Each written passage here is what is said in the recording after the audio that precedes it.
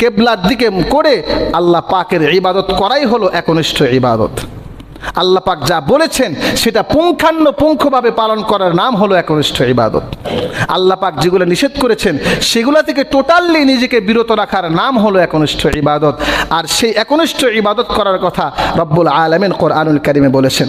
তারপরে রব্বুল আলামিন অন্যত্র বলছেন, ওয়ামান আযাল্লু মিম্মান ইয়াদউ মিন দুনিল্লাহি মান লা ইস্তাজিবু লাহু ইলা ইয়াউমিল কিয়ামাহ ওয়া হুম আন দুআইহিম গাফিলুন। ওই ব্যক্তির চাইতে ভ্রান্ত আর পথভ্রষ্ট কে হতে পারে? মিম্মান ইয়াদউ মিন দুনিল্লাহি মান লা ইস্তাজিবু লাহু ইলা ইয়াউমিল কিয়ামাহ, যে ব্যক্তি আল্লাহর সাথে এমন ব্যক্তিকে শরীক করে, আল্লাহর সাথে এমন ব্যক্তিকে ডাকে, লা ইস্তাজিবু লাহু, যে ব্যক্তি কিয়ামত পর্যন্ত তার ডাকে সাড়া দিতে পারবে না। আল্লাহর সাথে এমন ব্যক্তিকে ডাকে, এমন সত্তাকে, এমন মূর্তিকে সে